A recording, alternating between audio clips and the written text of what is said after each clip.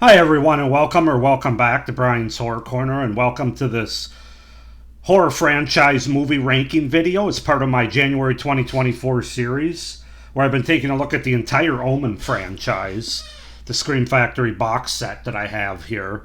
All 5 movies, the original, the 3 sequels, and the remake, which I have individual reviews for up on my channel if you want to check those out. But in this video, this is going to be sort of a series wrap-up, franchise wrap up, as well as a ranking of the 5 movies, as I do for all of my horror franchise review series. So yeah, that's what we're gonna do. So let me go ahead and get things set up here. I gotta put them in the particular order that, from my least favorite to my favorite, of course, is always how I rank them. I always hate to say worst to best because somebody might really like my 5th movie, or they might really hate the first movie. I doubt they hate the first movie, my number 1 for this series, but still, you never know. So, I'm trying to think if I should. Well, yeah, I'll do the ranking first, and then I'll summarize the overall franchise. I think that'll be the best way to go about it. So, first up, it's probably not going to be a surprise to most people, but that is my least favorite. Number 5 is going to be Omen 4: The Awakening, the made-for-TV sequel. Now let me grab my notes for each of these as I go through them. I'm not going to say too much about them. If you want to know my in-depth thoughts, you can watch my reviews. But this movie has no purpose. There's no reason for it to be made, frankly, other than to capitalize on the name. Very low production value. It's definitely got all the low qualities of a made-for-TV movie.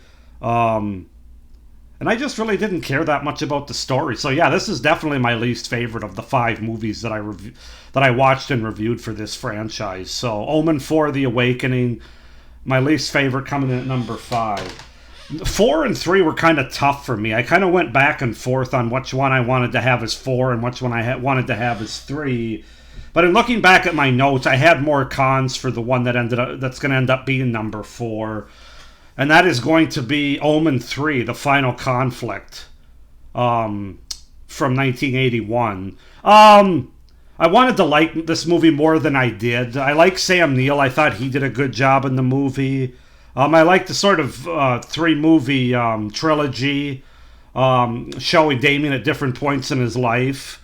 So those things kind of worked for me, but this movie's so boring for most of it. Like, at least the first 2/3 of this movie, it's a lot of political drama, thriller kind of stuff going on. A lot of dialogue. There's only a few scenes that really stand out in this movie.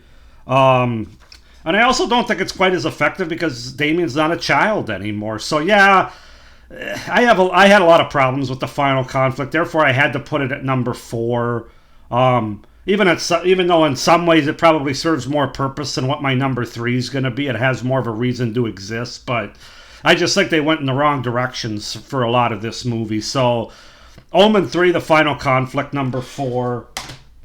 And then my number 3, the other one that I went back and forth on between 4 and 3, is going to be the Omen remake from 2006, my most recent individual review. Now, I actually gave this movie a 6.5 out of 10 when I did my individual review, but it's actually more of a 6 out of 10.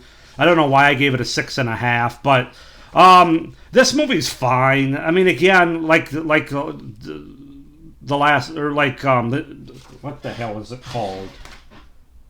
The Awakening. I kept wanting to say The Last Awakening or something.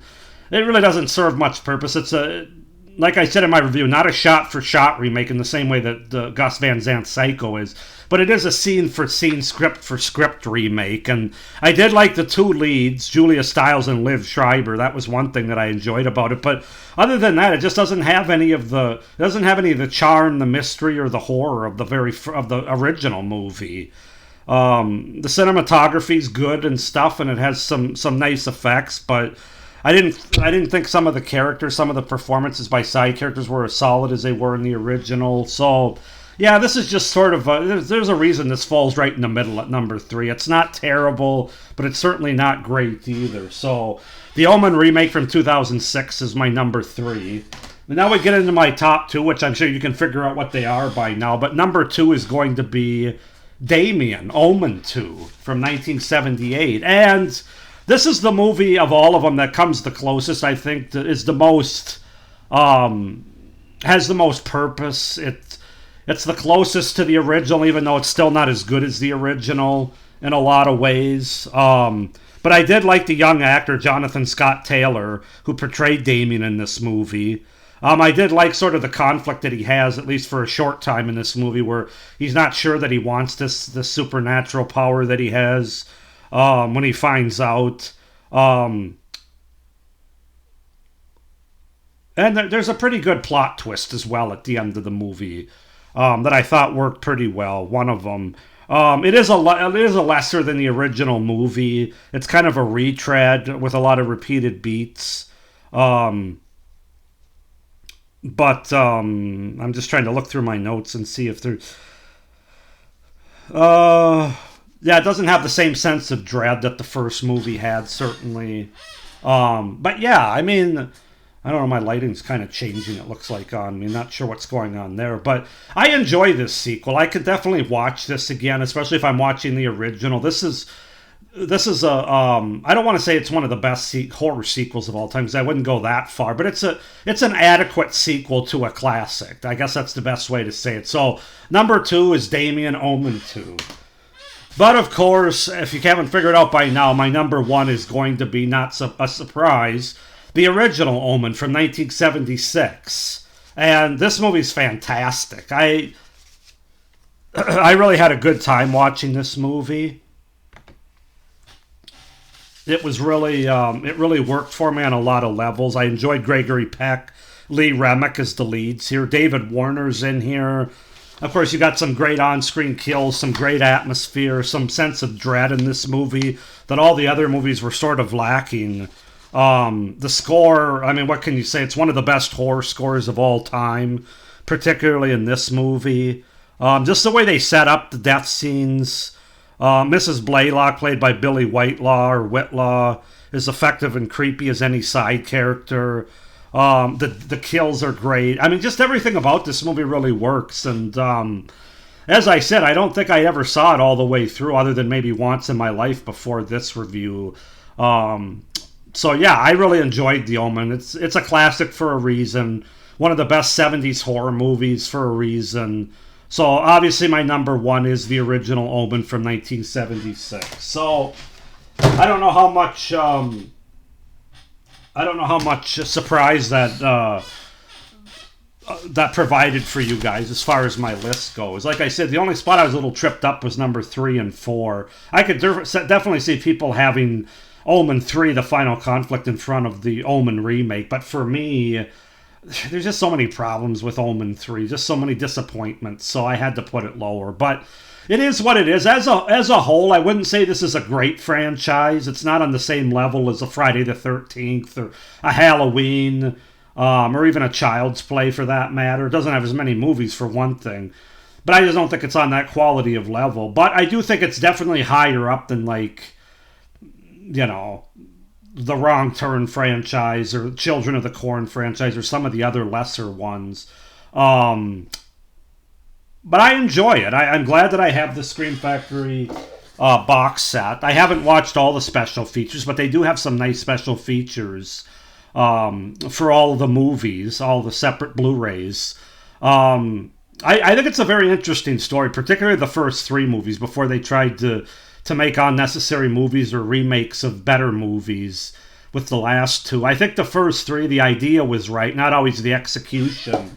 But having a child be the Antichrist, it's going to bring about the end of the world. I mean, that's as horror as it gets there. So yeah, it's a fantastic idea and premise, and executed pretty well, at least in the first couple movies. So yeah, I'm glad I have it. I can definitely see watching this series again. I mean, other than Omen 4, The Awakening, there's probably not an unwatchable movie in this franchise. I would say 4 of the 5 are watchable. It'll be hard for me to ever go back and watch The Awakening again.